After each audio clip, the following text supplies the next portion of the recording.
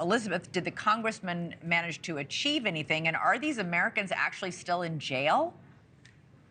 Yeah, there's, like you said, separately. They're all traveling separately. So I want to start with their story, and then I do want to talk to you about the delegation that went actually to the island to advocate for these folks. So there are 4 who are currently detained on the island. There is one that has been released. His name is Michael Lee Evans for medical reasons. Allegedly, he does have cancer and needs to be receiving treatment.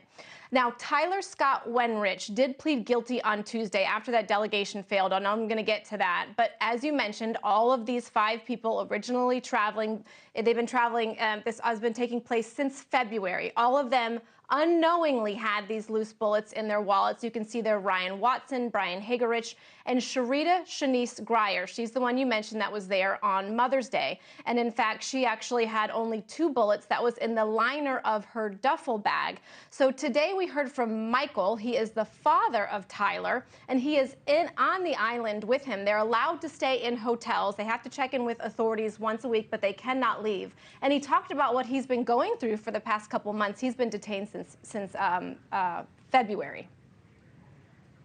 This whole experience has been such a roller coaster of a ride, to where you hear good news one day and you're feeling really good about things, and then the next day something else where your emotions just come crashing down. And so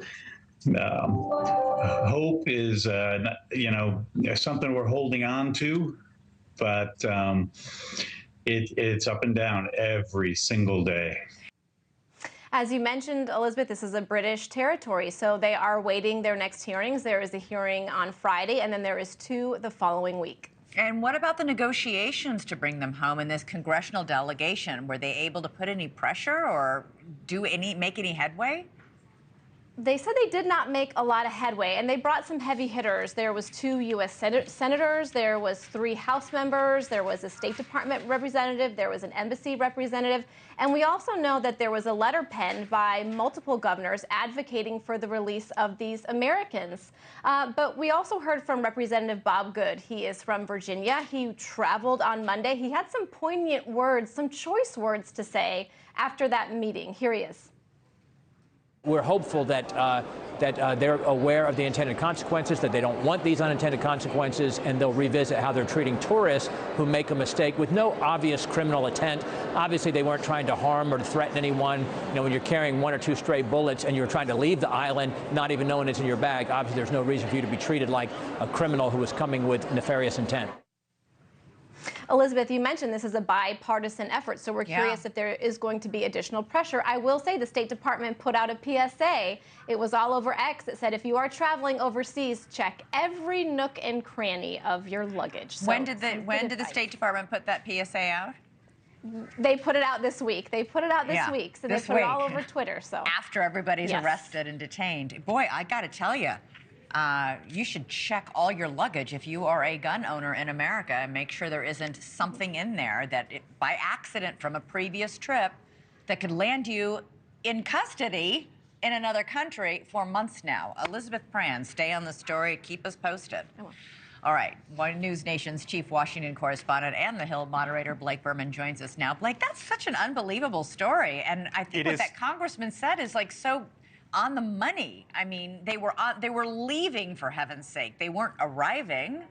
It is incredibly scary for a lot of reasons, because in theory that could just about happen to anyone. Anybody, right? Like, as you lay out, you just go there, and then all of a sudden, I mean, we had Congressman Josh Burkeen on the show, Elizabeth, yesterday. He is a congressman from the state of Oklahoma. As you know, one of the men there who is essentially detained is from that state. He was part of the delegation. So I asked him, are you guys going to do anything about this? Like, what is Congress going to do? And as I pushed him a little harder, he put on the table the economic toolbox, right? Which is, could Congress actually go down the path of enacting legislation against the Turks and Caicos for this? And he seemed open to it. So thanks so much for watching. Go to joinnn.com to find NewsNation on your television provider.